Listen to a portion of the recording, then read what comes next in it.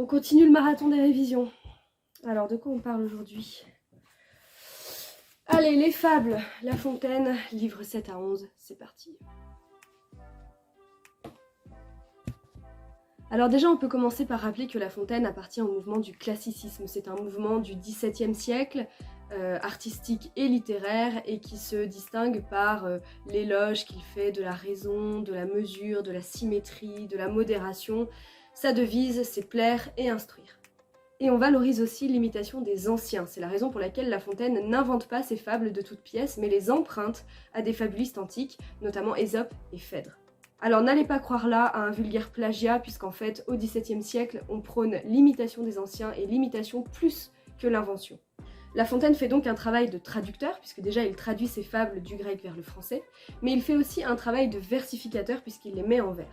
Alors je vous mets ici un exemple de fable d'Ésope et de sa réécriture par La Fontaine, et vous allez constater plusieurs choses. Je vous invite à mettre en pause pour lire le texte avant. Bon alors d'abord vous constatez que la trame narrative de ces deux fables est la même. C'est l'histoire d'un chien qui s'apprête à être dévoré par un loup et qui lui fait croire qu'il faut qu'il attende un petit peu pour qu'il engraisse avant de le dévorer. Sauf que La Fontaine adapte cette fable au goût de son époque. Il la met en vers, il ajoute des dialogues et il ajoute surtout de l'humour. En plus il fait référence à une autre de ses fables par un procédé un peu de mise en abîme qui crée une certaine complicité avec son lecteur. Donc on voit bien que La Fontaine ne fait pas un vulgaire plagiat des fables d'Ésope, mais qu'il les adapte au goût et aux mœurs de son époque, et surtout il en montre par la même occasion l'universalité. Le recueil que vous avez entre les mains est en fait le second recueil des fables de La Fontaine, écrit en 1778, soit 10 ans après le premier. Ce sont des fables plus philosophiques et d'ailleurs elles sont dédiées à Madame de Montespan qui était la favorite de Louis XIV et non plus au dauphin de France comme c'était le cas dans le premier recueil. Le choix d'écrire des fables est un choix super intéressant pour un auteur du classicisme puisque ça permet d'apporter beaucoup de variété et de dynamisme à son recueil. En fait, les fables correspondent, parce que ce sont de courts récits, à l'esthétique fragmentaire qui est très valorisée par les auteurs classiques, notamment parce que ça permet d'aborder une grande variété de thématiques différentes. Mais la variété ne se trouve pas uniquement dans le choix de la fable comme type de récit. En plus, dans ces fables, il y a une variété de formes, puisqu'on trouve des récits, des descriptions ou encore des dialogues. Mais La Fontaine joue aussi sur la variété métrique. On peut le voir par exemple dans La laitière ou le pot au lait, pour prendre une fable très célèbre, où on a une alternance d'alexandrins et d'octosyllabes, ce qui donne beaucoup aussi de variété et de dynamisme à son récit. Et puis pour finir, il y a une variété de tons entre l'humour, la satire et la gravité. Chaque fable est donc un univers complet puisqu'elle est composée d'une situation initiale, d'un élément déclencheur, de péripéties et d'un dénouement. Et bien sûr, vous le savez, La Fontaine utilise des animaux à valeur allégorique pour représenter des caractéristiques humaines. Alors certains de ces animaux renvoient à une sphère domestique et connue du lecteur, comme le coq, la chèvre, le cochon ou encore le pigeon. Mais La Fontaine convoque aussi un bestiaire plus exotique, avec le singe, le léopard et le lion, mais aussi des éléments naturels comme la rivière et le torrent ou le gland et la citrouille, et il y a même des objets avec le cierge. Comme ce recueil de fables est un peu plus philosophique que le premier, il y a aussi des humains, comme la laitière, le berger, le savetier et le financier. Bien sûr, la portée de ces fables, comme dans le premier recueil, est particulièrement critique. Et La Fontaine fustige notamment la cour et les puissants. On peut le voir dans Les animaux malades de la peste, où les puissants accusent l'inoffensif âne, qui représente bien sûr le peuple soumis. On le voit aussi dans Les obsèques de la lionne, où un cerf est sur le point de mourir parce qu'il n'a pas joué les hypocrites en pleurant aux obsèques de la lionne. Ou encore dans Le berger et le roi, où le berger est promu grand pasteur du roi et est accusé par la cour de s'être enrichi.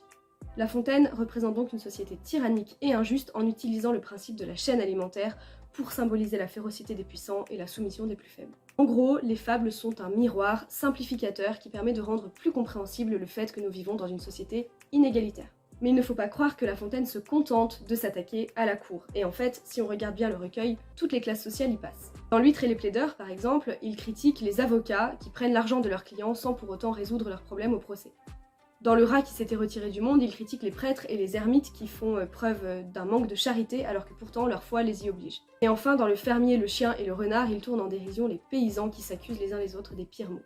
En gros, quelle que soit la classe sociale, La Fontaine dénonce les injustices et la loi du plus fort. Mais vous le savez, La Fontaine critique aussi des vices humains et des défauts moraux. Alors ce serait trop long d'en faire la liste, mais on peut dire qu'il y en a certains qui reviennent fréquemment, en particulier la vanité et l'orgueil. C'est le cas dans la fable Le coche et la mouche, où la mouche est persuadée que c'est grâce à elle que les chevaux ont réussi à monter la colline. Vous avez aussi des animaux qui représentent plusieurs défauts en même temps. C'est le cas dans La tortue et les deux canards, où la tortue représente à la fois la curiosité, la vanité, la bêtise et l'imprudence. Et puis La Fontaine s'attaque aussi à des sujets plus graves et plus sérieux comme la guerre. Premier exemple, dans Le pouvoir des fables, il utilise les 30 premiers vers pour s'adresser à Monsieur de Barillon, qui est un ambassadeur français, qui doit à tout prix éviter que la situation de conflit avec l'Angleterre s'envenime.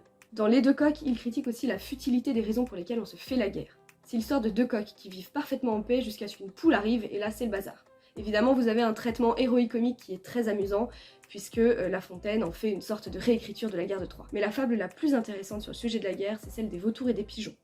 Alors l'histoire est simple, des vautours se font une guerre sans merci pour dévorer la carcasse d'un chien, et les pigeons essayent de ramener la paix dans tout ça. Donc encore une fois, La Fontaine critique la futilité du sujet pour lequel on se fait la guerre. Et ce qui est très intéressant dans cette fable, c'est que La Fontaine ne critique pas seulement ceux qui se font la guerre, mais il critique aussi les pacifistes qui sont présentés comme des gens imprudents et naïfs qui pensent que la guerre peut disparaître.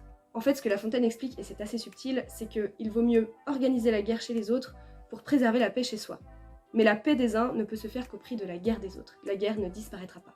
Le pacifisme est une illusion totale. Mais comme je vous l'ai dit, ce second recueil de fables est plus philosophique que le précédent et je vais essayer de vous montrer qu'il y a une morale épicurienne derrière tout ça. La Fontaine s'intéresse à des valeurs telles que l'amitié. Dans Les Deux Pigeons par exemple, La Fontaine parle de deux pigeons qui sont très amis, mais il y en a un des deux qui veut à tout prix voyager et en fait il ne connaît que des mésaventures parce qu'il est incapable de se contenter du bonheur qu'il a près de chez lui. En fait, La Fontaine critique les rêves, l'ambition, parce que tout ça ce ne sont que des illusions, face à la vraie valeur que peut représenter une amitié fusionnelle.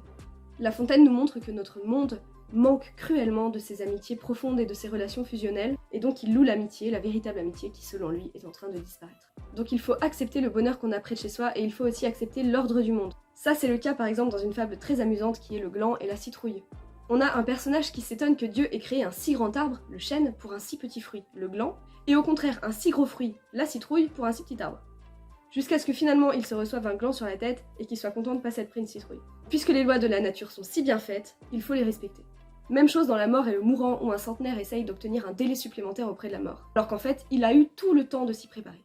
Il faut donc accepter la fatalité de mourir. La Fontaine se prononce aussi beaucoup sur l'inutilité de l'argent.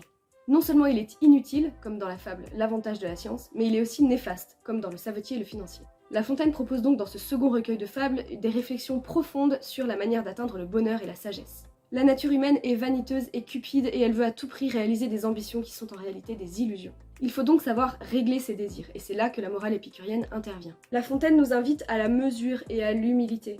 En fait, le bonheur, comme chez Épicure, c'est un état de tranquillité, où notre âme n'est pas troublée. On trouvera donc le bonheur dans des joies simples et modestes, en satisfaisant uniquement ses besoins et ses désirs naturels, et en prenant conscience du temps qui passe sans craindre le futur ni la mort.